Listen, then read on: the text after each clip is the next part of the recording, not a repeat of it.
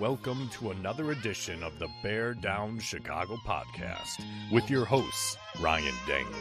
You picked a tie? What are we True. in Europe? I'm sorry. Soccer? Ties happen in the NFL, man. They're called draws, right? Yeah, no, dude. Why? Why are we doing? No, absolutely not. All right. Well, you got to keep your own record now because I don't have a tie column. I got a win-loss column. Patrick Sheldon. I say that because the flashlight emanating and beaming from the steaming pile of as today's game is David Montgomery. He is the flashlight in my pile of poop. Brendan Shagrew. So our buddy Brendan, who writes for USA Today, I have always screwed up his last name. Shugri? Shagrew.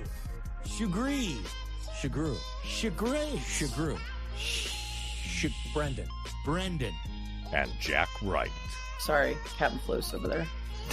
I'm not Captain. So you're not excited, Jack? You're not excited about having Sarah Spain? Yeah, on your wow. show, which Maybe no really eye for talent. Is that what we found out? Featuring Cam Ellis. Once I was like trying to get a happy answer out of him, and I was like, "Hey man, like, do you take out of these situations like what is it like to know that like you're this beloved, that like these videos are going viral?" And he was just like, "I don't do it for that attention." And then they just took the next question, and I was just like, "Okay, like I'm gonna melt into my seat and never come back here ever again." And Logan Bradley. Bears, rich history defensively. A lot of good linebackers. First round draft pick, hell of a player, a Bear that is going to go down in history. Nobody's going to forget. I am bringing back Shea McClellan. The Bear Down Chicago podcast. Yeah, we're that Bears podcast. All right, folks, welcome into another edition of the Bear Down Chicago podcast. Now, I am your host, Ryan Dangle. I don't remember how to do this. I was talking with the boys before we hit record, before we hit live, to say, how do I do this per se? There's been a lot going on, a lot of Bear stuff. We've got an awesome guest for all of you, which I'm stoked to talk about. I didn't recognize this guy, and I don't think any of you are going to recognize this guy the second I bring him on the stage. Let's bring on Patrick Sheldon. Now, if you want to find Patrick Sheldon on Twitter, it's at @P_Shells. If you want to find me on Twitter, it's at Ryan Dangle. That's DENGEL. Now, folks, we are streaming on Twitter. We are streaming on YouTube. We are also on audio only. If you want to go check us out on Spotify, Apple Music, wherever you get your podcasts, we are probably there. Patrick Sheldon, I miss your face. I miss your musk. How are you, brother? I'm doing great, man. Yeah, I upgraded. I thought for my return to the show, I would cover up as much as my ugly mug as possible. So I've been growing this out. I told you guys it's been a couple of days I've been growing this out, and no, it's been a minute. But I'm lazy now, and I don't want to shave it, so I've probably got another 2 months of this. And then we'll cut it off. But I've been doing great, man. I miss you guys. I'm glad to be back. It's been a long time. Honestly, that's the thing that I was thinking about more than anything. Yes, I'm stoked to talk Bears. Ryan McHugh, we had him on last time. Dude knows his stuff. He's so freaking good, and I'm so excited to talk to him. All of that. But I miss the boys, man. I miss the boys. So let's bring on to stage also Jack Wright. Now, if you want to find Jack on Twitter, it's at BearDownJack. Dude, you're like on every podcast imaginable that covers the Bears, except for ours.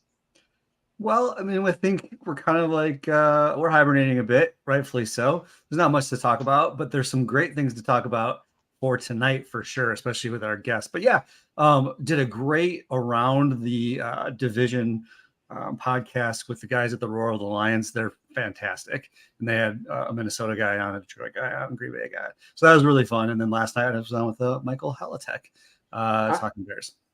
The Green Bay guy who I already asked, he's coming onto our show. Like, that's got to be our Green Bay. He is so good. He's so smart. Like, he knows his stuff, dude. It was a great episode. I was really impressed with the knowledge of the NFC North. And honestly, like, it's probably going to put to shame anything that we're going to do here in a couple weeks. They were good. I agree with you. And the Green Bay guy wasn't, how do I say this? He wasn't a pompous asshat. So that was especially great just to have him be like I think he was very objective about Green Bay.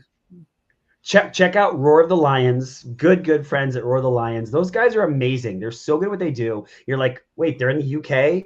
They know more about American football than most American football fans. They're so freaking good at what they do. Check them out. Love them. All right. So boys, before we thank our sponsors, I gotta hear it. Give me the quick 30, 45 second ish wrap up of your off seasons so far. Shells and Jack, tell me what's going on, boys. Yeah, so I mean, if you've followed our pod for a minute, you know that like my life revolves around my kids' baseball, and that's all we've been doing. Season just ended last weekend, and we've got a little bit of a lull until like All Stars start, and then the fall season. So I'm going to enjoy about a week of nothing, and then we'll get back into some training and back into full swing. So I've just been, with the kids, man. That's Ryan.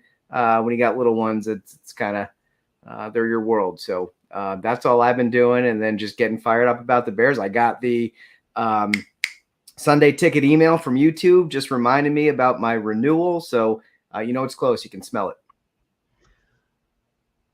All right, Jack, sorry, just really quick. And Ryan McHugh, I know you're hanging out in the back room. Just give us 1 second, but I have to tell this story, and I've been waiting to tell this story. In baseball, you made me think of it. So a good mutual friend of ours, his name is Colin. Colin coaches high school baseball. And I don't remember if he's got the JV, the softball. It doesn't matter, right? We're not talking like the upper echelon of baseball. He's got those guys. So he's watching it, and I don't fully understand baseball. You guys know this. I'm not even pretend that I do, but I guess the opposing pitcher like twitched or something like that. And that's supposed to be like something is supposed to happen. A balk? Doesn't matter, right? You with me so far, right? Something is supposed to happen. And Colin, who is the calmest, chillest, like most wonderful, like calm guy you're ever going to meet, is like, hey, excuse me, Mr. Umpire, like that's supposed to be something, right? And the umpire is like, well, yeah, I'll check the book when I get home. And Colin, very persistent, but also very calm, is like, well, hey, but I understand, but I just want to let you know it's this. And the ump goes, well, you want me to go check the book right now? And Colin's like, oh yeah, that would be great. Thinking the dude's going to like, just take a quick, like look behind his like bag and grab the book and do it. Dude walks off the field, goes to the red light, pushes the button, sits and waits for, I don't know, a minute or two, walks across the street, goes to his car, gets in the car and leaves. It's the bottom of the 7th inning, which that's all high school baseball plays, and it's a 1-run game. And with he's just like, I'm just left. He just left. He's like, and as he gets to the street light, he goes, "You guys want perfection?" Something to that matter. Gosh.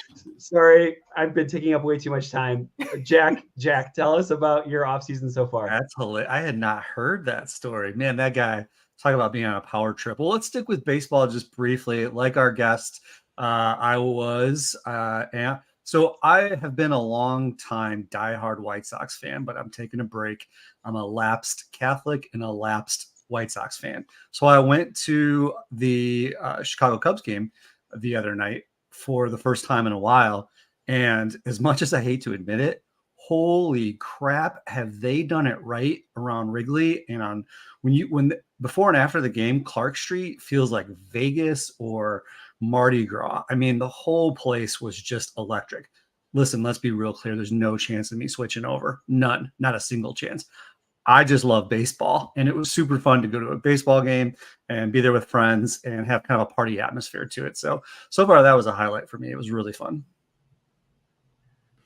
I hate crowds. They make me nervous. So what did we do? We went to Disney.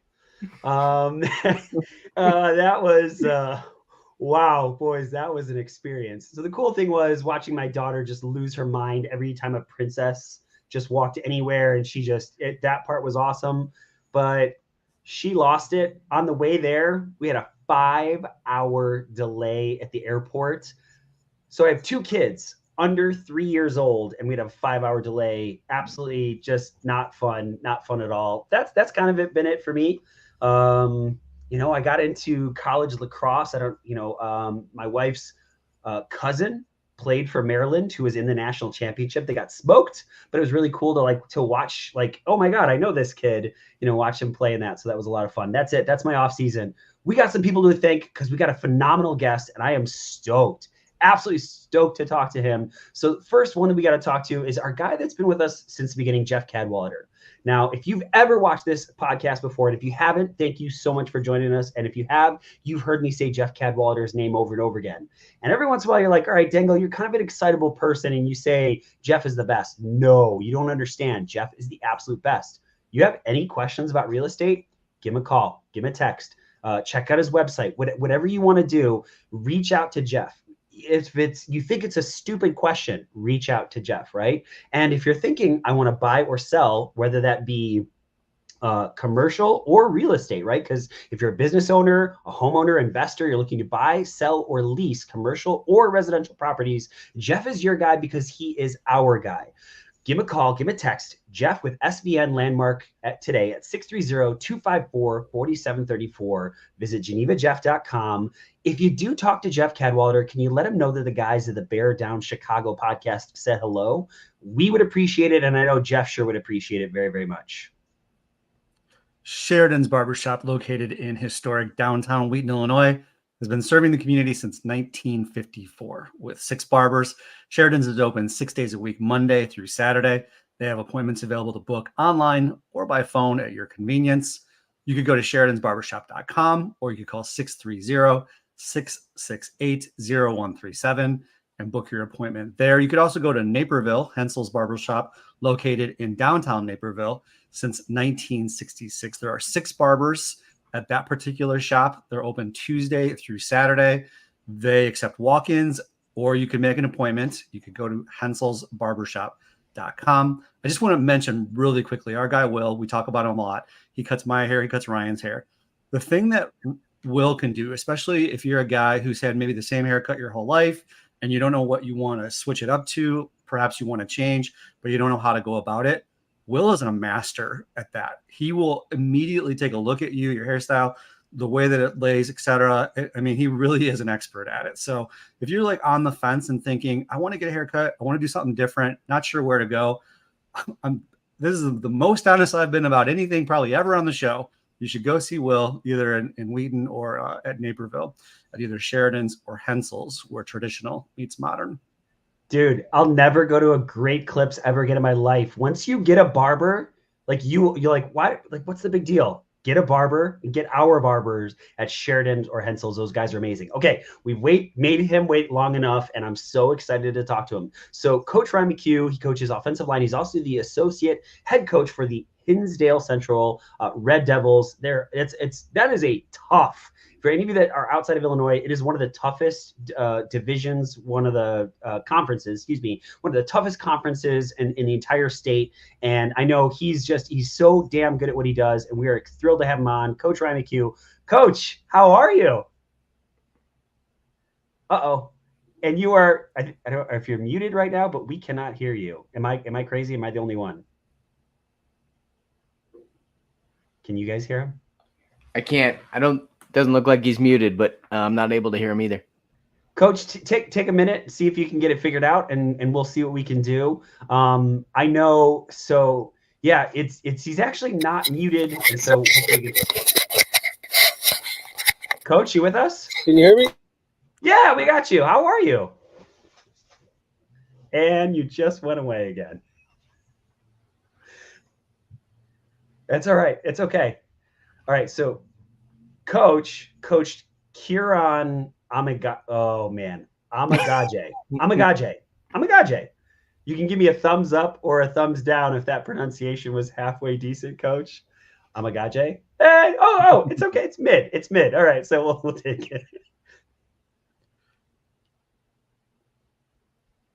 That's all right. Hey, seriously, no worries whatsoever. We're excited to talk to him. He got to coach him on the offensive line, which I'm always excited to talk to high school coaches. We've had a couple high school coaches on the show before, and I love the way in which they are able to look at things from, how do I say this? Like to simplify, I think, some of like the really complex stuff that we kind of look at. You know what I mean, boys? And just kind of like break it down. And especially offensive line, like, I almost feel like, Jack, I know you coached high school football. It seemingly almost has to be like you're looking at it through a totally different set of eyes. Agreed? Yeah, I think so. I mean, I've always said that there's this misappropriated, idea that somehow offensive linemen are just big dumb animals. If you sat in a room for offensive linemen, and their coach, and took a look at a film breakdown or a game plan for specifically the offensive line, it would blow your mind how much that they have to remember in terms of pass coverages, their run blocking, the communications that go up and down the line, the ability to be able to take a look specifically at the defensive front and be able to identify it, knowing where the linebackers are, picking up blitzers. There is a ton to it. I think maybe we've got Coach. Maybe. Oh, you guys hear me? Yes, we got you, Coach. Let's go. Okay, Hey. so total reset, right? It was a penalty on the defense. You got a brand new set of downs right now. You're ready to go. How are you? How's everything going? I am doing great. I apologize for the technical difficulties there, but it was a great intro. I Hinsdale Central and everything that we do over there, it is a tough conference, but listening to you guys just talk, Jack right there, good to see you again. I know we've had many conversations on the Twitter along with Ryan and Patrick there. But yeah, offensive line, I've done it my entire career, playing it, coaching it, and like you said, coaching high school offensive line, you got to really develop and build, and then you get up to the pros, and it's how big are you, how fast can you move, and how strong can you be. But I do appreciate you guys having me on. The pronunciation, Kiran Amegadjie, that's the name. That's how you pronounce it. So you were close. You were right there, Amegadjie, and glad to be here with you guys. Awesome. So, Coach, let's talk you just really, really quick. And I think last time you were on, we kind of got to the second part of this question before, but I want to make sure that we go after this because I'm always very curious. I know you watch the game differently. So give us a little bit your offensive line background. Obviously, we know you're the associate head coach for Hinsdale Central, and you're coaching offensive line. But did you play offensive line? And if not, like, how did you learn it? Like, how did that work for you? Yeah, no. So that's a really good question with that. My background with the offensive line, I played O-line from high school, from the minute I started playing football all the way until I was done. I played in high school at Stagg High School in Palos Hills. Played tackle, guard, center, played everything. And then I was lucky enough to get a scholarship to go play at St. Xavier University on the south side of Chicago, where I was an offensive lineman, a tackle. Played a couple years there before injuries ended the career. And then once I got my start in coaching, it was right with the offensive line, right with what I knew. And that's kind of how it's been. This can be year 16 for me coaching in high school football, year 6 at Hinsdale. So I've kind of branched out, like you said, associate coach now and working with the run game coordinated role there, but staying with the O-line, it's what my passion is. It's what I love. So that's my background with it. And I think as O-line coaches, if you can get a bunch of us on and we'll talk and most fans watch the ball. And I've found this when I watch football ever since I started coaching is I'm going to stare at the line of scrimmage, offense, defensive line, wherever the ball goes, I'll pick it up on the replay. But we're always watching, the center, how'd the snap go? Is the center getting blown off the ball? Who's getting beat? Who's coming off the ball hard, fast, denting the line of scrimmages. That's what I use with my guys. But I think that as an O-line coach, that's usually where your eyes end up getting trained to watch the O-line. And, when I watch breakdown film, I'm only watching the tight copy usually just so I get my O-line, D-line shot in there. And that's how I watch NFL film. I laugh that I can't ever really enjoy a game anymore because I'm always dialed in watching the line of scrimmage. That's like every Bears fan, though, over the last couple of years. So, Very true. Very true. So, Coach, we're going to jump right into it. We're going to talk about the current state of the offensive line, and I'd love to get your perspective and your thoughts on the current state. I'm somewhat of a pessimist, as Ryan said, when it comes to the Bears, especially offensive line. Nate Davis is on a milk carton again. Braxton had a little bit of a back issue pop up. Tevin is, somewhat injury prone. And so, they're the most important unit in my mind because they're protecting the Bears' most valuable investment. And so where do you assess the current state of the offensive line despite some of the upgrades this offseason? Yeah, I kind of laughed because the last time I was here, we were talking the upgrades on the O-line and what they had come in. And I do agree. I'm probably more in that pessimistic role. Although last week when I had a chance to talk with Kiran, he kind of got me feeling a little bit better on certain things. But you're right. I've been very, outspoken about Nate Davis since they brought him in. I think, you could look at Mike Vrabel as a pretty good, for the most part, look at toughness and look at guys on the line of scrimmage. And, he let him walk for nothing. And I haven't seen a ton of, great work that he's come with the Bears with. I mean, he doesn't practice. So, I mean, that's a concern. Braxton Jones he's still got to come on a little bit, I think, but he's done better than I think many would think about. Tevin, love the guy. I loved him when they picked him, but like you say, he's got to stay healthy. Can he? I don't know. You got to see it first. And the center spot has been a concern. We can go back to 2017, and it's crazy that they have yet to. Maybe this is the year from what I've heard. It could very well be, but they never really have solidified that center position when you think of how important it is to the quarterback. And drafting Caleb Williams, the franchise guy, we'll see. I think that they have a Super Bowl winning center who, that's an exciting thing. But, to me, I like Darnell Wright. I think we all agreed with him last year. He did very well. And then it's kind of let's see how they get on the field and do. And I'm with you, pessimistic. It's probably very good work. I guess I was trying to think about it from a perspective of can they produce? Have they proven themselves to be productive? And B, are they available? And it seems like your right and your left tackle passed that test. I don't think Braxton Jones is the best left tackle in the game, but I think a bird in the hand is worth two in the bush. Personally, I think he's a little undervalued around the league. But I think you hit it right on the head, and it's very disconcerting when you have that many question marks up the middle and you have a rookie quarterback. I think they're way better off than they were when Poles took over, when they're hiring guys off the street 2 weeks before the season starts. I guess my question for you would be, just to follow up, is what is it, do you think, that's made it so difficult to build this unit? I don't think it's for a lack of trying. Is it for a lack of talent? What would you say would be the biggest difficulty in building an offensive line at the NFL level, especially for the Bears? Yeah, no, I think honestly, when you look at it, I think it all comes down to availability, which is a huge thing that you brought up. And honestly, it comes down to availability. And then I think, the years and when you get him into production. Like Nate Davis, when you got him, was at a high, coming into a high range as a free agent. But there was that new background coming from Tennessee where you could see some issues. If you watch the tape, you could see injury pro, you could see kind of taking time off the field. And then he gets here, and that's what we see. Now he had family issues, and we'll see what he does this summer. But it's just, I think if you look at it, just as it's almost like a perfect mix. I always hate to bring up the Green Bay Packers, but you look at what they do, and and I think Poles is kind of on that trajectory, as we've seen.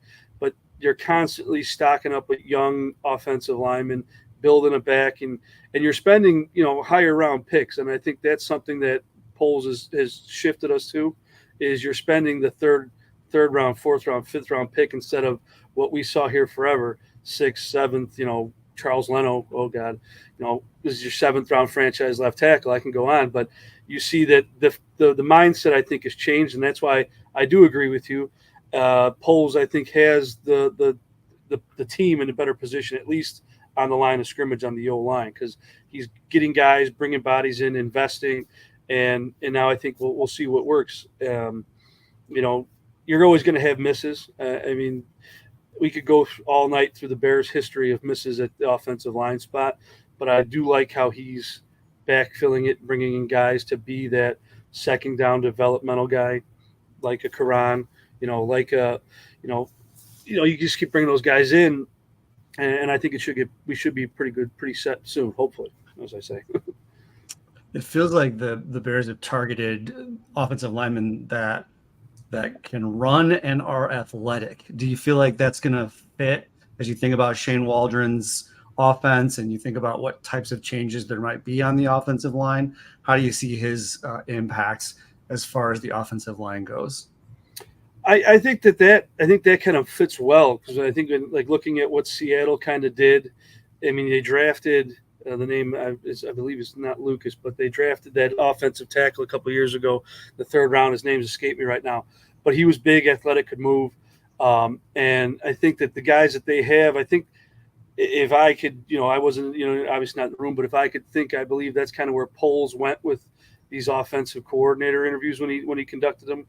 Is he wanted a guy that fit kind of who they already had coming in. And I think offensive line-wise, he has athletic guys who can get out and move. Darnell Wright, very big, but when you watch his tape at Tennessee, and then last year he can get out and he can move, he can run, he can get out on the edge. Braxton Jones, that was a key with him. So I think all these guys fit what Waldron did up in Seattle. And I think you have, your tight end, your extra blockers coming in.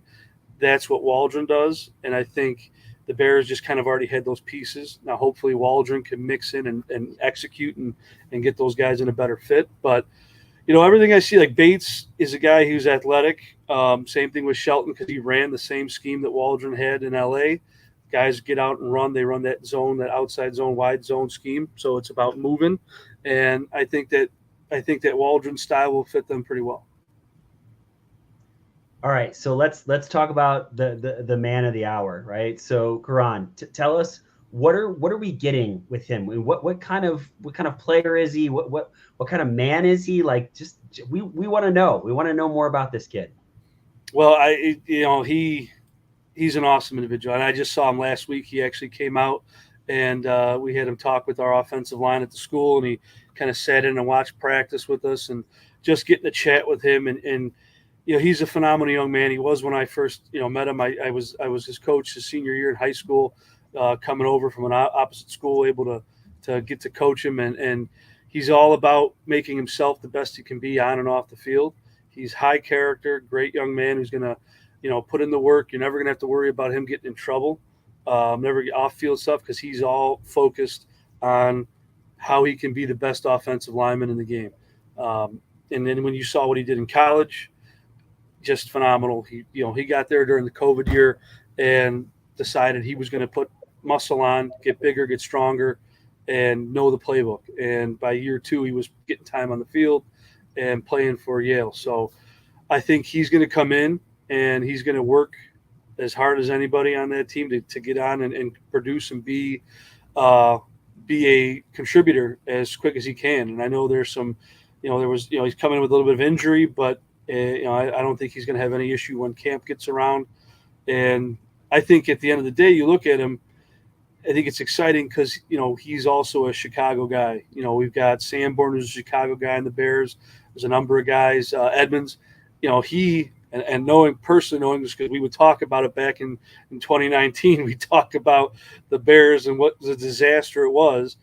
He's going to wear that every day he walks out on the field. And I think that is a pretty cool thing, and it's something that I think will help pay off for him to get on the field, because he's going to be carrying the flag of the Bears, and knowing the city, knowing the fan base. It's going to mean more for him, I think, and that's something that you don't see a lot in the NFL these days. I love that Chicago connection. Absolutely love that. Yeah, he's. I keep thinking of that Leonardo DiCaprio meme, that One of Us, where they're all banging the table. He just kind of feels like one of us, and he's easy to root for. So, Coach, you mentioned you got the opportunity to coach him his senior year. Do you have any kind of additional anecdotes or cool stories of your time with him? It's always kind of interesting, because coming in as a brand new head coach, you're trying to build the relationships. And of course, I told him this, me and him talked about it last week. I was at the rival school, York, the year before, and I'm on the visiting sideline, and the Red Devil offensive line walks by me, and it's him and a bunch of big guys, and I'm like, oh my where do they get these guys from? You just see Kiran, and he's got these long arms, and it's like, Jesus, what it would be like to coach this kid? And then got lucky enough to make it happen the next year. But I just always, he was a guy. The first thing I come in, he always wanted to, kind of lean on guys, and I'm like, dude, you have the longest arms I've ever seen. Please just stretch him out and hold this guy off. And believe me, you'll never regret it. And the cool thing is he got better the whole year. You just saw that. And I think like when we played a big game against Bolingbrook that year. He wanted the ball behind him. He goes, Coach, I'm blocking. Let's go, get behind me and go. And I guess one of the funnier story, he was always the guy that was picking up the receivers and the running backs after we scored a touchdown. It was always him. He'd be up there pressing them in the end zone, throwing them up in the end zone. So, I mean, he was just the ultimate team guy. He was sprinting down the end zone, picking up the receivers, throwing them, and just an all-around great dude. And like I said, by the end of the year that year, I mean, he was mauling guys. You watch him on the field, it's like, oh boy, there it goes. He's driving a guy 10 yards down the field, and here we go, and we're running right behind him. So, I mean, he was just a special player to be around in high school, and then to follow him at Yale and see him, and then obviously draft night, just really cool all around. Go ahead, Chelsea. I was just getting one quick follow-up. We know he's a hometown guy. Did he ever talk about, the possibility of playing for the Bears someday? Was that ever something he thought of as a possibility or a dream? I mean, because it was my dream, and I was never going to go play for the Bears. But I think, he of course he would have loved to play for the Bears. And like when I would talk to him, the dream of the NFL was kind of there, and when I, talked to him, I'm like, dude, you could potentially be a guy that could go in the NFL if you can do X, Y, and Z, and it's going to come down to you. And he was a guy that I could see would take that work ethic, and he's like, oh, I'm going to love to play for college. I know his big thing was always academics. It wasn't going to be I want to go to the biggest school, because I want to go to the right fit that's academics and all this stuff, and that's why he chose Yale. And I just think he always had a plan of each level he was at, I'm going to keep working and go, and kind of where things fall, they fall. And I talked to him, hearing his draft night story, the possibilities the Bears were going to be there. I mean, it's just cool to hear him go through that and go, yeah, I was hyped up on draft night thinking it could happen. He also thought a couple teams could also take him before the Bears. So it was pretty cool. What a great example too, for all of your current athletes to just be like, this is someone made it, right? Someone through our program went through and made it. You already answered my question. Jack and I talked about this with one of our friends who coaches at Naperville North. And he's like, that kid's going to play on set. How did he put it, Jack? But it was just like, knew. So yeah, you already answered it. On the sidelines, and Matt Lacoste is running sprints, and we just turned to each other like, that kid's going to play on Sundays. Yep. And he did. And that was Kiran the type of kid that looked like that, or it was more of a like he could potentially, but not automatic in your mind? Well, I mean, absolutely. Like when I walked in, I saw him like this guy could play on Sundays. But I think the biggest thing would like you could look at a receiver, quarterback, and go, this kid can go play on Sundays, and they may be able to just on their skill alone. With offensive linemen, though, it comes down to, do you stay healthy playing in college? Can you get strong enough to move a 315-pound defensive lineman? Then you got to be fast enough. And I always knew, Kiran could be that type of a player. And then when you see the work ethic he added on top of it, when I saw him at Yale, when I saw his last game footage a couple of years ago, sophomore year at Yale, I'm like, oh yeah, he's going to get there. He's going, because you just saw him destroying people. And but yeah, no, yeah, because that's what you say. You see a kid run by you on the side, and you go, okay, he's going to be playing on Saturdays, he's going to be playing on Sundays, and then Kiran fit the bill, walking in the room. It's just then he added the other two elements onto it. I have two off script. Hopefully that's okay. RD. One, I'm just thinking of two things. One, whenever the Bears draft somebody that perhaps is coming off an injury, everybody gets real nervous about that, given our past. But I was also thinking quad injuries. I don't know as if I ever had an athlete that had a quad injury. Can you tell us anything about like where he's at? Do you have any concern, or does he have any concern about his ability to be ready for camp? I mean, I when I saw him and just obviously seeing him in person, I have no concerns, just because he was walking fine. He wasn't walking with the limp. He he, obviously he's in getting the therapy and all that stuff. But I think he told me, and then when I saw him and you just see him move around, I don't think he's going to have any concerns. I think he'll be ready to go come training camp, and I think they had a right plan with him, trying to keep him, out of OTAs so he could really heal. But everything I spoke with him, he said he feels good. It's going to be good to go in July, and he's just working, rehabbing, getting it better, and he should be good to go. And just based on what you know, watching him play in high school and college so far, is he the type of person that you see will stay at left tackle and challenge Braxton? Is he a guy that has the ability to swing to other spots if needed? What would be your assessment of his ability to perhaps fill various gaps on the line? See, I think he's your typical, in my opinion, and he's got the tackle frame. He's got the long arms. He's got the feet. He can move. I would like to see him continue to challenge at that left tackle spot. When I talked to him, he kind of said he's even a little bit bigger or the same height as Braxton Jones. So, I was that when I asked him that, I was okay. It's pretty cool, but I'd love to see him play left tackle. I think he can. I think he's got the arm length and the feet to do that. But I think the great thing with him, and I think that's probably one of the main reasons they drafted him, is you can move him inside. You can kick him in over to right guard if Nate Davis isn't able to start practicing. Now you've got a guy that can go compete with him. He could come in at left guard if, say, Tevin goes down. I think he gives you all those levels of versatility where he can go and play left tackle and guard, and you don't have to sit there and just say, well, he's just a tackle, we're going to keep him there. I think he could be a very good tackle. I think he will be. But I think, I think if you look at kind of how they bounced Kyle Long around all those years, moved him in, moved him out, I think you could do that, and I think he'd be just as fine at guard as he would be at tackle. Sorry, Dangle, I don't want to explode your head right now, but I think that's a great point. And, something I thought about a couple weeks ago is we did add to the line last year, but this year it feels like we added more depth too. And I think that's going to be a big part of training camp is you're going to have guys challenging for jobs, right? And so I like that there are some guys there that could potentially push some of the starters if they're not performing or they're not available or, they're wherever they are in their development. So I do think that that's going to be a big storyline at training camp. I'm looking forward to seeing it because you do feel like, hey, if the starter, the projected starter doesn't step up, you've got some depth guys there that will challenge this year. Whereas last year you were like, man, I hope we don't have to rely on any of those guys after our starters. So I'd be interested what you all think about that. No, I think that's huge. You've got Carter still developing, right? You've got, Borum is probably going to be a bubble guy, but he's still on the roster. So I think you make a great point, Shells, in that we've been talking about like stack them deep, right? Stack them 2-3 deep. A, they get injured. B, they can compete against one another.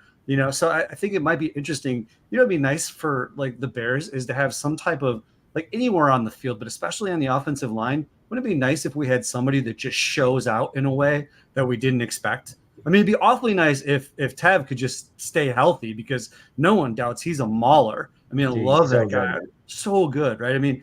And I think is he on a contract year especially? So, that'd be great for him as well. So it would be nice to have somebody that shows out in a way that we maybe didn't expect, especially like we said earlier, because Caleb would really need it. Mm-hmm. I hate to be a wet blanket. I'm going to be that guy, and I'm going to be a broken record center. I just wish that you were going into the season with, 100% this is your guy. This is a bona fide starter at center, right? We're not questioning who it's going to be because the guy behind him, right, the quarterback, like that, it should be like a sure-handed position to have, and we don't have that. And that's one thing you guys know that I've been very, very critical. Ryan Poles has done so many phenomenal things in Chicago, but I think he's had a blind side for the offensive line, which is funny because he's a former offensive lineman. And so, Coach, I know you and I we've talked about that quite a bit, and I'm sure I'm probably echoing some of the things that you probably feel in that regard too, right? Oh, absolutely. We think we've all gone back and forth with that. I absolutely agree with you. The center spot, and it's something as a high school coach, I've always, it's something that I battle with every year. You got to find a kid or a couple kids that can snap and can get it back to the quarterback, because without that, the play's done. We saw the last few years with Cody Whitehair, with Lucas Patrick. I mean, I agree with you. I thought this offseason, great, we're going to finally go out and get that center. The Bates thing, I mean, I don't know. To me, it's a lot like the Lucas Patrick plan. You're getting a guy who's played a lot of guard, who you're counting on to maybe be your center to snap. I like that they brought in a legit center to kind of compete with him. So now you're not just relying on, Lucas, the Bates guy. You're not relying on this guy to be your center. You've got a guy who's done it and won a Super Bowl. So I think that there's at least a little bit of some depth there that makes me a little bit more, at ease. But I think I'm with you. I think, for the center spot to be one of the most valuable spots in that line, he's making your line calls. He's calling your pass protections with a rookie quarterback, particularly. I think that's a huge area. And Poles, I always get yelled at on Twitter to trust Ryan Poles. So I do. I like what he's done on the O-line for the most part with a lot of the picks, but he's also had some picks that I have been flabbergasted by. So we'll see. I've heard very good things, positive reviews about Bates. I've heard very good things with that. I've also think that there's a potential that Shelton's your guy, and you're going to kick Bates to right guard if Nate Davis doesn't show up. So both guys I've heard are doing well. I've heard the other guy, Doug Kramer, another former Red Devil who's still on the Bears, that he's doing good in practice as a center. So maybe he's going to be your third guy. I don't know, but I think that you're 100% right to feel that way, because I'm with you. I think that as the offensive line, we've got great stuff going with Darnell Wright and Tevin Jenkins potentially, and Braxton Jones. Is he going to hit? Center still scared. Do you want to go with the overall season question, Ryan? Want to go there? I think I do. I am curious about this. I mean, and Shells, I don't know if you want to ask it, because I don't think that was necessarily answered. You know what I mean? Like reports back, Shells, do you want to ask it? Yeah, I mean, well,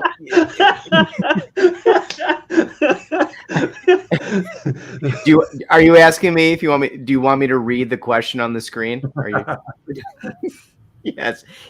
Is there anything, Coach, you can share with us, about Kiran's experiences so far? You touched on a little bit about, how some of the guys are looking, but is there anything you can share with us about his experiences so far with the Bears?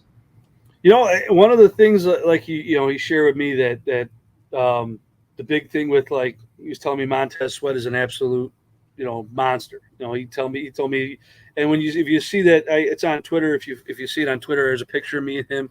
I'm not the smallest guy in the world, but he's still taller than me. But he's not a small guy, and his first thing is like, Montez Sweat is a dude. He goes, Montez Sweat's that dude, and he goes, Bates. He was telling me Bates is athletic. All these guys are really, really focused. I think that's the one thing he shared with me that I can probably say that isn't going to get me an angry call or whatever, that the guys in the building are zeroed in. They're ready to go. Everybody from, special teams guy, backup guy, everybody's got their mind focused on this year. They all have Hard Knocks coming in. He said that everybody's kind of still up and down with the Hard Knocks idea, but he said that, for him being a rookie going into Hallis Hall for the first time, it's one of the best facilities in the game. He's telling me all this stuff. One of the best facilities he's seen. He goes, everybody's focused on ball. And to that point, I told him, I said, well, maybe I have to really start changing my tune on Eberflus a little bit then. So I shared that to him. When we talked, I told him, I said, I think because you're on the Bears, I think I got to start dialing it back a little bit on Eberflus. So, he laughed at me. He goes, yeah. He goes, yeah, I hear you, Coach. So, but it's curious. He's got everybody up there. He says got the focus on being dialed in this year, which is good to hear. I was curious if you could answer this question from an offensive line coach and former player perspective. what are the chances of someone like Austin Booker being good out of the gate at defensive end? I was talking a little bit with Michael Halatek about this last night, and to me, if you've got a Sunday ready defensive end, he's going to be drafted earlier than Booker was. I'm not sure like your average everyday person fully understands like the amount of technique and time and work that has to go in for someone like Austin Booker to be able to beat Darnell Wright. So I was just curious, like, what would you expect out of someone like Austin Booker in the first year? I think that's a good point that you say there. I think honestly, he could have gone higher than he got drafted. I do. But I think his biggest benefit is he's going to be opposite Montez Sweat. It's almost the Khalil Mack effect from a couple years ago. So his biggest benefit is going to be there. I think, though, once he realizes, though, that you're going up against an NFL offensive tackle, I think that's when he's going to learn his game, because they're going to lock him up. I think particularly early on, Tennessee, the offensive line for the Titans, it's a pretty stout unit. So whatever he goes into game one with, I think it's going to be a real wake-up call. But I think, honestly, he comes in and he gives you, pressures. If he can be a guy that's going to be able to, maybe make a couple stop the run a little bit. Who knows? If he can really surprise you and get back there and take advantage of Montez Sweat being double-teamed in the focus, and he gets you some sacks, I think that's all great. I think if he shows you by the end of the year that he could be counted on, I think that's a huge benefit. I think that I'm not expecting him to go out there and be rookie of the year, but if he could go out and compete and really be a guy that you look at and go, okay, he was able to fight up against the NFL offensive lineman, he was able to get back there and make some plays, I think he's pretty good. He's going to develop going into year two. So that's what I'm looking for. I think he could be a good player, though, just based on you watch him at Kansas and see him as a player. I think he could be a fine player. Coach, the question that we all want to ask, we all want to know where every Bears fan is at. So your level of excitement for the Chicago Bears this upcoming season. Oh, it's a hard one, and it goes back to my thing with the head coach. It's just something that still catches me, even though I'm trying to warm up to it. I'm going to say I'm very, very pessimistic is a word, probably a little bit more optimistic. I'm thinking that this team should at the very bottom be a 9 to 10 win team. I think that should be your floor, even with a rookie and a rookie quarterback. And I think he brings kind of a level of excitement that I don't think we even really were expecting to see with Justin Fields.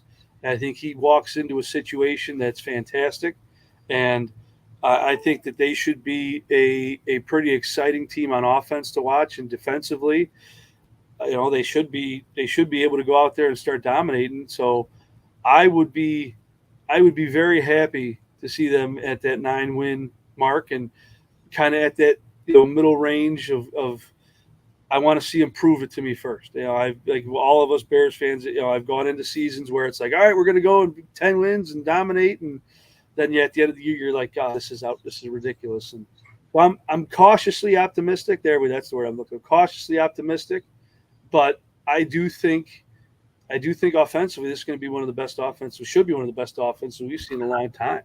I hope. Who knows? My guy Eberflus, we'll see. 10 wins with Flus is like 13 or 14 with a regular coach, so that's not bad at all. You're right. Oh yeah. No, that would be he'd be amazing for sure. He'd have a contract extension for sure at that point. But no, I'm very vocal. I'm a Harbaugh guy. I'm a big Jim Harbaugh guy. So seeing him out in LA is hurting, but I do think this team should be good. I'm excited. I'm cautiously optimistic, but excited still to see him get on the field.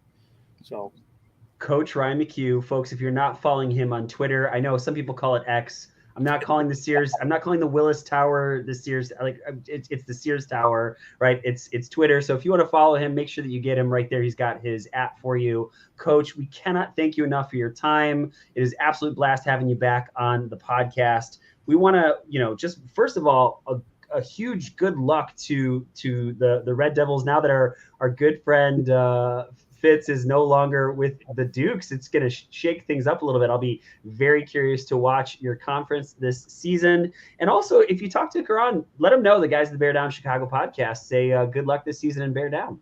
Absolutely. No, I love coming on with you guys, talk with you guys, and on Twitter, our exchanges. Me and Jack, tortured Bears fans or Sox fans over here, excuse me.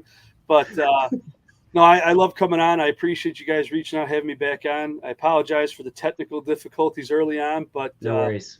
I already did tell Kiran about you guys. I was coming on. I told him about you guys, so he gave you guys a shout out. He said thanks. He said he's looking forward to being a Bear, and I'm sure he'll reach out when he hears this. But again, thank you guys. You guys are the best show. I listen to you guys and follow you guys on Twitter, and anything Bears, you guys are the guys I go to. So. Oh, Coach, that means a lot to us. Like truly, truly it does, especially with someone we know knows the game as well as you do. And so thank you so very much for your time. Well, I appreciate it. Thank you guys so much.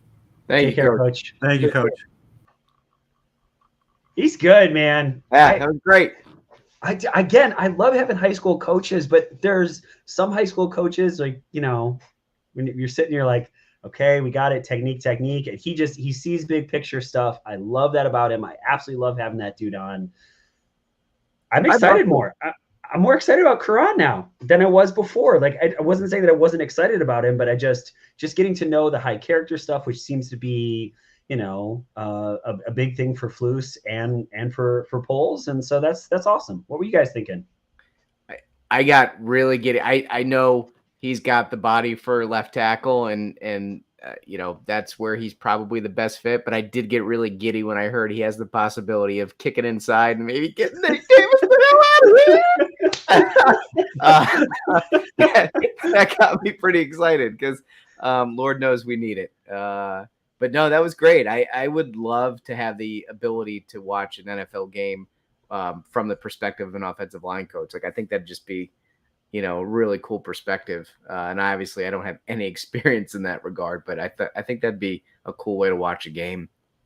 Jack, we just really quick before you throw in your 2 cents, we got to go and watch Coach McHugh's Red Devils play. I think that would be so much fun just to go to a game. Maybe somehow, some way we can get his attention at like halftime or something. I know he's a busy guy during the game, but just to say hi and cheer him on. I watched one game where he was coaching, but I think it would be fun if we went together. Absolutely. Yeah, he'll be grinding film and making adjustments, so he probably wouldn't be able to get his attention, but maybe after the game. That'd be great. I'd love to do that. There's some great football that's played in the Chicago suburbs. It's just some of the best football, really.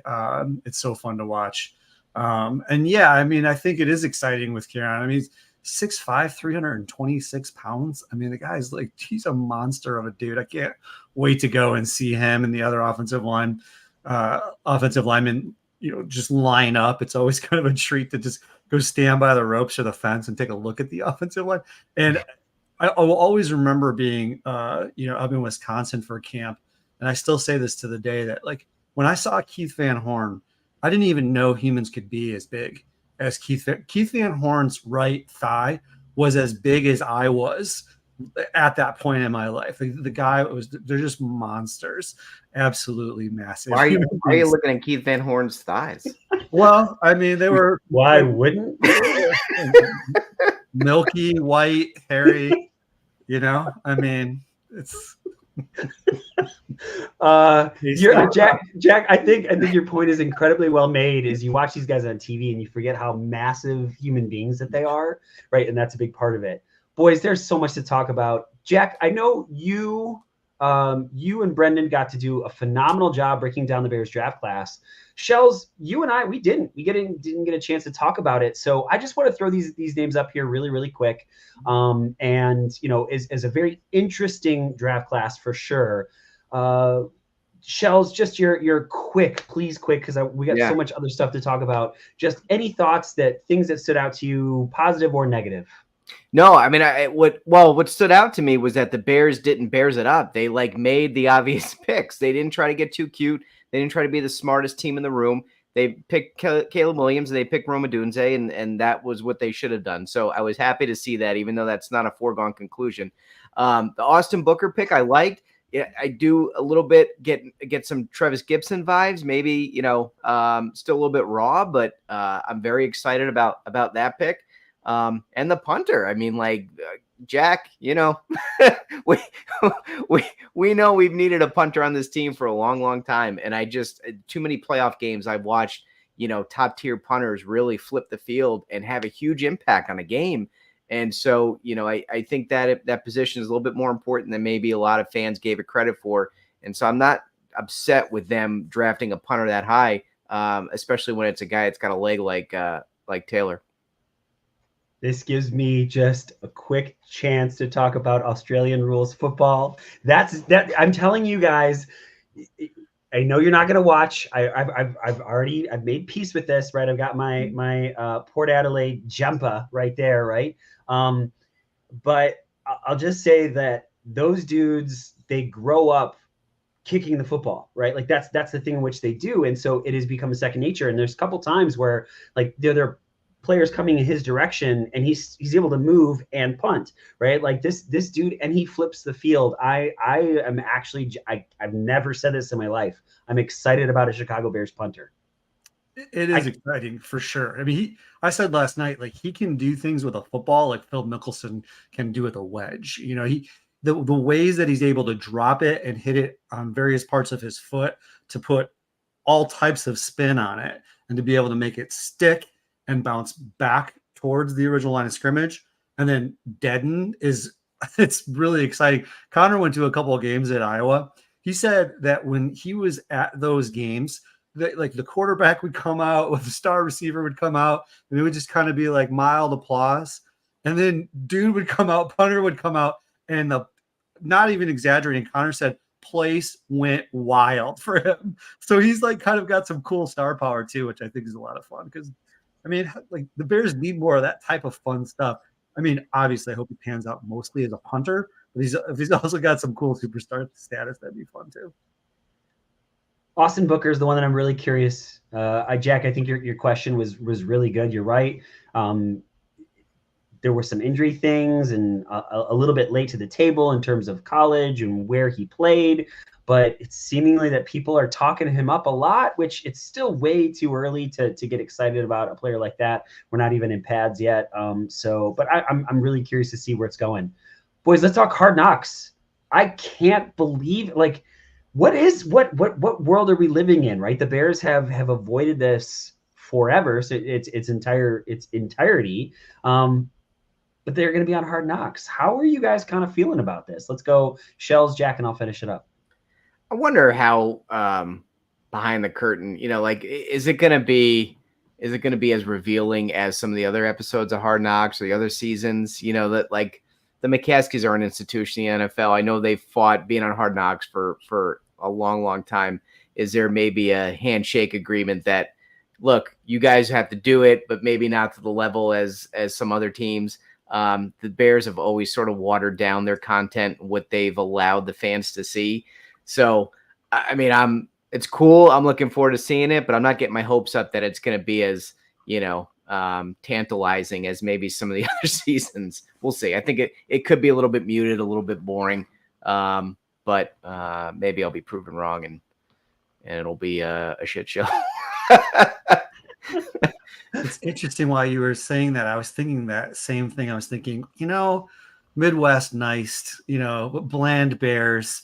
Like this is not the Jets. It's not the, And then I thought, you know what though? Caleb Williams. I mean, Caleb Williams is an international star. He's in freaking Paris, France right now for Fashion Week. So if there's anything that that's maybe something that we're just not used to with the Chicago Bears, but it looks as though he is that type of level of A-lister star that my guess is they're going to focus it heavily around that dude. You're right. He's a star. And the way in which, Jack, and again, you talked about this a little bit on the Halitech show last night, was just he's handled everything with with perfection. It's just, he's got to show, can he be a quarterback on the field? Can he handle what defenses throw him? I think you said that so well. And that's the thing that really stuck with me about your interview last night. He's handled things significantly better than all the worry, the things that we heard, him being a diva. Now, could that change when things go south? If they go south, I think is absolutely a possibility. But I think you're right. He's handled things with such grace and dignity, and just he seemingly has embraced everything about being a Bears player that previous two quarterbacks didn't do. You know what I mean? Yeah, I mean, absolutely. I really think probably what Coach McHugh said there at the end is where I'm at with the Bears just in general. I mean, the only thing left really now is to prove it. It's going to be on the grass. And, that's the thing that is going to be so, I think, just important. And there's going to be so much like anxiety for Bears fans because we've been waiting for so long. And it might be hard to be a little bit patient with a rookie quarterback. But like ultimately, what we need to see this come together on the field. And we need to see performance, and we need to start seeing, like, especially offensively, like the complexity of all other NFL offenses. That's what I think will be really interesting to watch and disappointing if I was going to say, did you do the bear claw? I thought you did the bear claw there already. I did. Nice. You just kind of slid that in. Just leave that alone, Shells. But I'm so anxious. It's going to be so difficult. Like, I'm sure I'll go to a camp day. I'm sure I'm going to probably go to a preseason game. It's going to be really hard to wait to watch the Chicago Bears.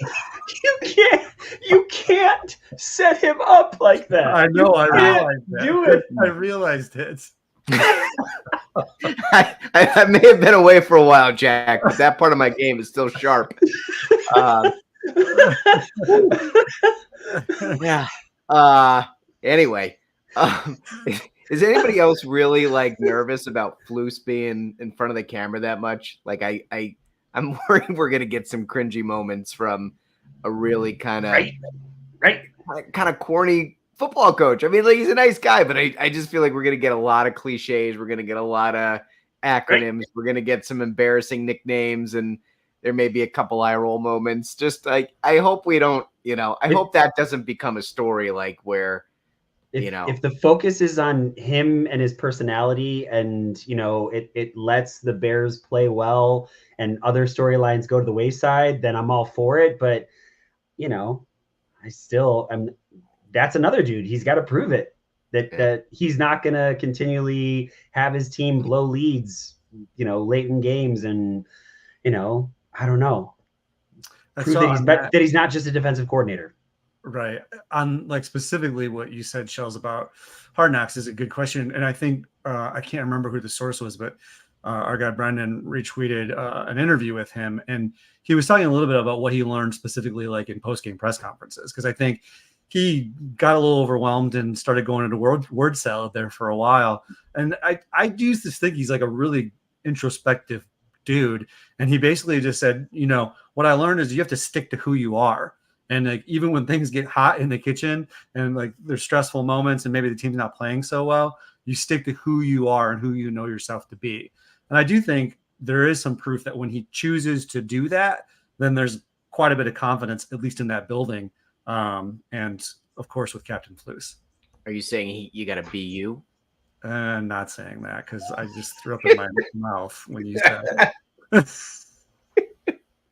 I saved it. I just wanted Captain Flus, Sarah Spain. Every once in a while, I'll see her on Instagram or Twitter, whatever it is. And then I'll like, oh, what's Sarah Spain up to? Captain Flus. It's pretty amazing when Sarah Spain gives you, right. Gives you a nickname. I mean, that's got to stick around, right? Yes. Boys, anything else you want to say about Hard Knocks? Because I there's other things I definitely want to chat about. Okay. So the next thing is this is messing with my brain. August 1st is really not that far away. That's when we're going to see the Chicago Bears play a football game. Yes, now I understand it is preseason, but it's the Hall of Fame game. Devin Hester going in is just something that just makes me so excited. And that leads me into talking about, we've got a new kickoff rule. I feel like we haven't talked about that at all. Maybe I'm crazy, maybe I missed it, but I'm genuinely very excited to see it change because it quickly became one of the most boring parts of the game when they moved the kicker forward a little bit, right? And it's touchback. Now this kind of brings a little level of excitement to it. The Bears bring back, I should say, DeAndre Carter, which could mean that Bayless is going bye-bye because Carter, I mean, at least in 2022, had a 500+ yard receiving year. So there's a lot of stuff there. Hall of Fame, kickoffs. What are you guys kind of thinking about all this?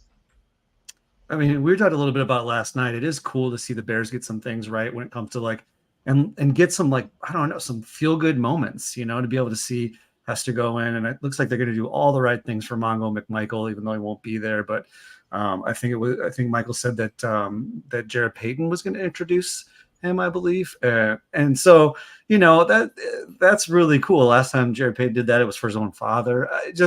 It's nice. Like, there's some feel good moments in there that Bears fans, I think, really are looking for and deserve.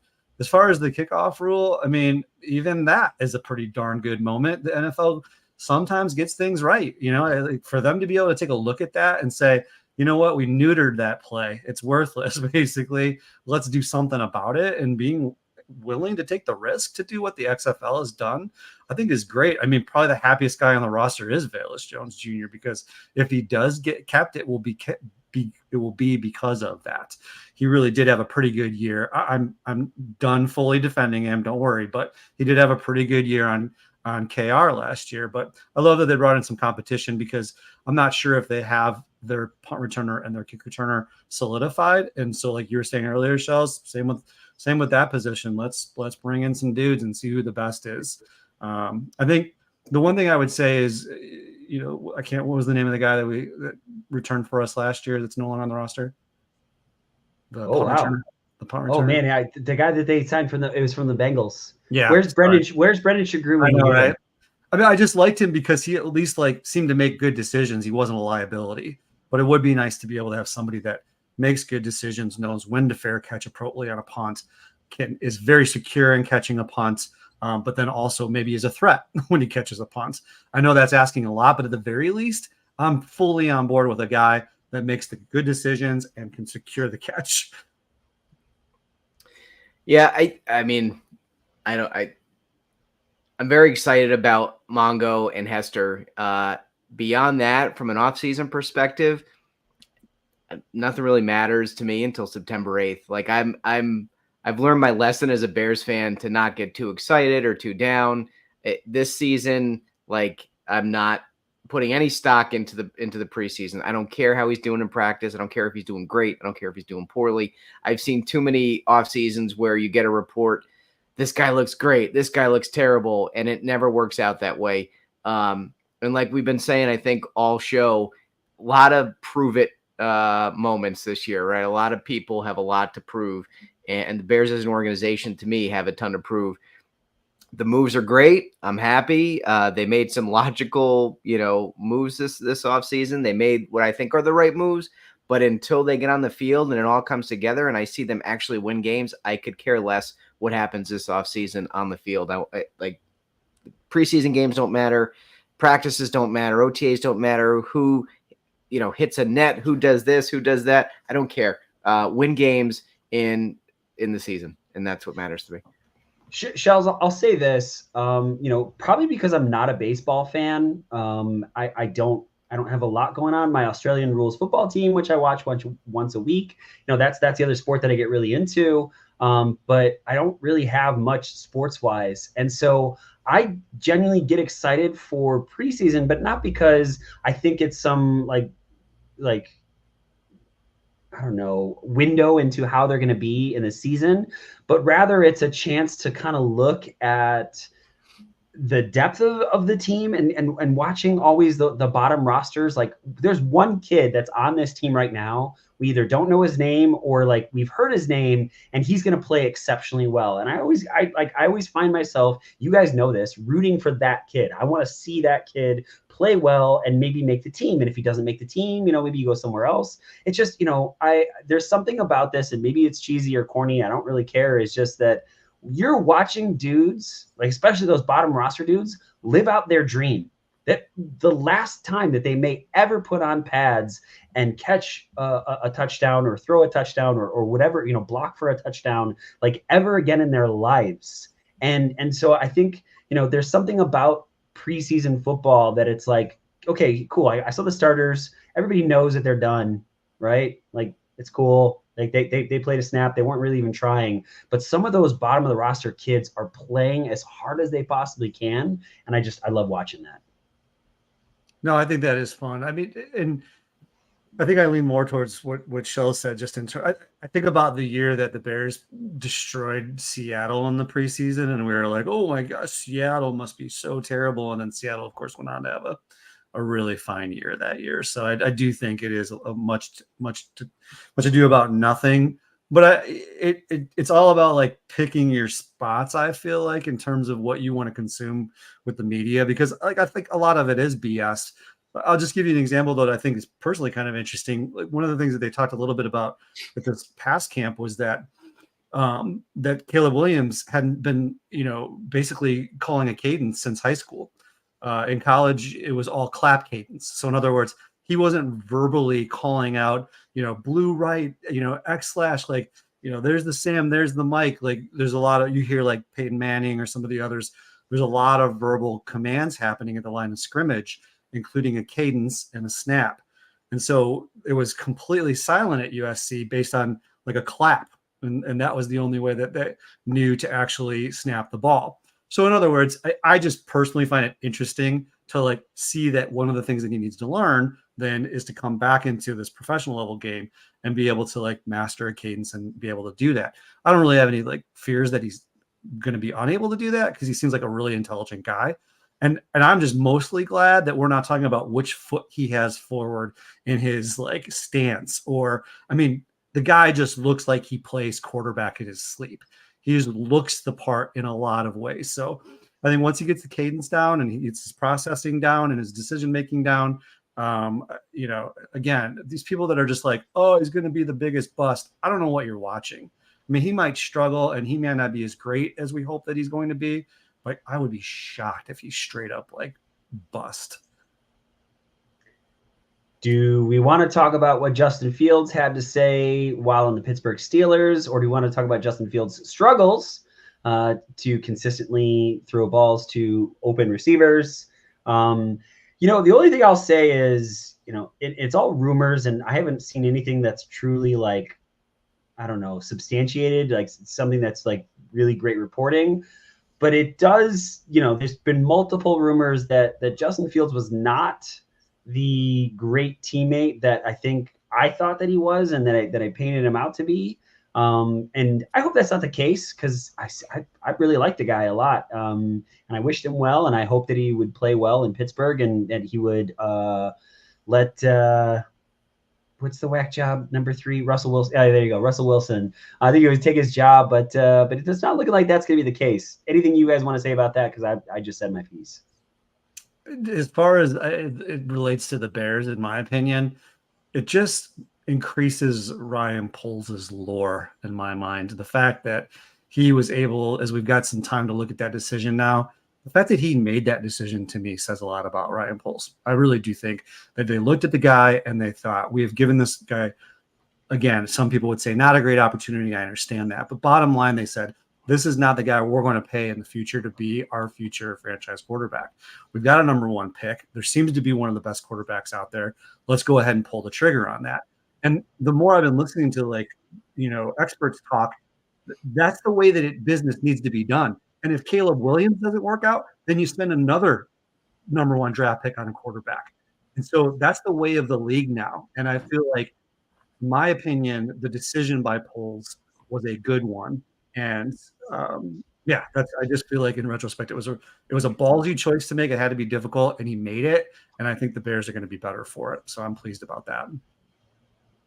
Shells, anything? No.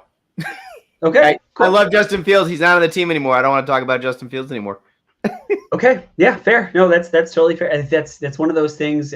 Same thing. I wished Mitch Trubisky well when he left here. Kyle Orton, you know what I mean? Like you played for the Bears. I wish you well, as long as you don't go and play well for the Green Bay Packers. Julius Peppers. All right, so boys, that's everything on my list, and I don't really have any listener questions or anything like that.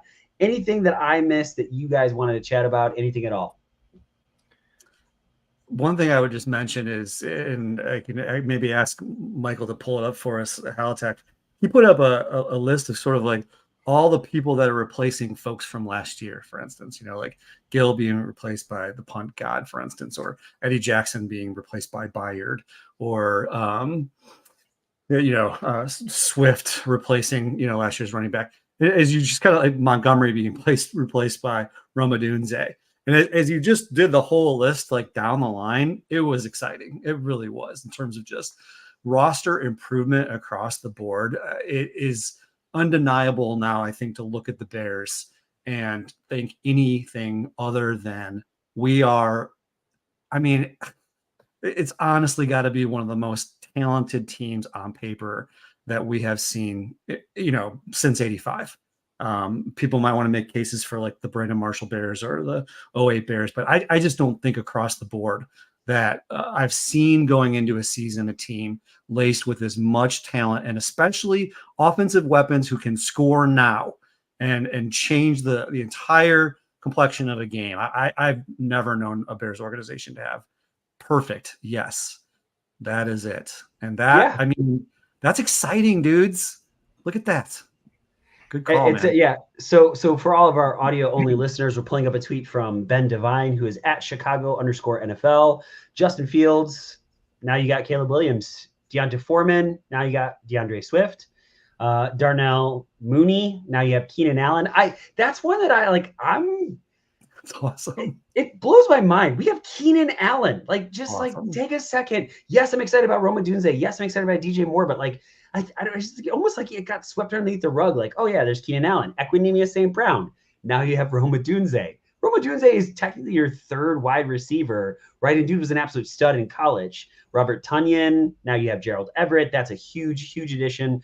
Now, the Lucas Patrick, Ryan Bates one is one that I think we already talked about that I'm not overly, we'll see. Calm yourself, Jack, here on this next one. Eddie Jackson. Now you have Kevin Byard. Yeah, that's a huge one. I've heard great things about a camp with him, and I'll let you finish the list, but I've heard great things about him. Like, one of the things they did say Eddie Jackson was great at was being a leader. Like, the defensive back dinners were at his house. He was a signal caller. It sounds like Byard has really just like, he has slid into that opportunity in a really positive way. Again, hopefully he plays better. He was in a terrible situation with the Philadelphia Eagles last year. I'm hoping he's got some good football play left in him. And then Trenton Gill to Torrey Taylor. Trenton Gill was he was bad. He was a bad punter. He was really bad. And they drafted him. So, boys, this has been a fun episode. As for all of us here, right? Like, you guys know, we're going to be very sporadic in how we send out episodes. We do want to do a around the NFC North couple of episodes. We've got some other guests that we're really looking forward to coming up. Boys, before we get out of here, anything else left other than shout outs? Have patience this season. I know there are a lot of high expectations, but please, very well said. Like, he's a rookie quarterback still. He's going to have ups and downs. We don't know what the interior of the offensive line is going to look like. And if that is not solidified, that is going to make his development his rookie year that much more difficult. So just kind of look at the macro, as Jack likes to say, look at all the things going on this season when you're evaluating whether he's successful or not, and just have some patience for the kid, because I know a lot of people think he's going to step in and be year 2 Patrick Mahomes, and he's uber talented, but let's just have some patience and let this kid develop into the franchise quarterback we think he can be. It's so well said. Yeah, he's going to struggle at times. He's going to make some really bad throws because he's a rookie, and it's going to happen. All right, boys, let's get to shout-outs. For shout-outs, we're going to go Shells, Jack, and I will finish it up. Shout-outs, boys. I'm going to shout out you guys. I missed you. I haven't seen you in forever, and it's been awesome to be back on the show. It's been a long, long time since I've been on here. I know things have been crazy hectic, and you guys have just kept churning out great content and great podcasts while I have been MIA. Some would say, I would say the podcast has improved dramatically. I was joking on Twitter the other day about how that's probably why the ratings are up so high, because I have not been on. But you guys are awesome. I love doing this with you, and you guys are outstanding at what you do. And I just want to say I missed y'all. Thanks. Oh man, that's a great shout out. Just really quick, Jack, before you go, Mark, we're trying to figure it out, but I don't know if it's going to happen. But there is an awesome crew of UK Bears fans are going to be over there, and so you get a chance to meet up with some cool people. Jack, Let's hear, buddy. What's your shout out? Who are getting your shout outs? Perfect lead in. So once again, shout out the guys from Roar of the Lions. They are Detroit fans, yes, but hosted a really nice, divisional analysis podcast that they asked me to be a guest on, to be the voice of the Bears for at least that particular episode. Shout out to Michael Holotek, who I mentioned several times tonight, who had me on the show last night, and that was great. Shout out to my sister, who fucking beat cancer, guys. You guys know, awesome. It's been a tough road. We lost my brother-in-law, her husband Kevin, to stomach cancer. Shortly after that, she was diagnosed with breast cancer, and you're just like, holy crap, how can this even be happening? And she went through it all, man. Chemo, radiation, the surgery, and she rang the bell the other day. So shout out to my sister Jody Sundberg for beating freaking cancer. That's awesome, man. Thanks, dude. Seriously, much love. That is absolutely wonderful. I'm going to shout out Steve Collins from the Roar of the Lions. He is a UK Detroit Lions fan, but truly a really good guy. Jack, you'll appreciate this. We had a couple book recommendations, and I don't have time to read right now because I've got 2 children under 3 years old. I'm running around like a chicken with my head cut off. But I sent him a couple books, and he picked one up right away, and he's been texting me, and it's been so much fun to go back and forth and like, oh my God, yeah, I love that. I love that. I love that. And so it's just, that's it. That's my one shout out that's going out to him. Folks, I don't know what to say other than we are just so thankful that in the middle of June on a Wednesday night, we're hanging out with 200 plus people talking Chicago Bears. It means a lot to us. We know that you can get your Bears content anywhere, and you have chosen to hang out with us tonight. It means more than any of us can say.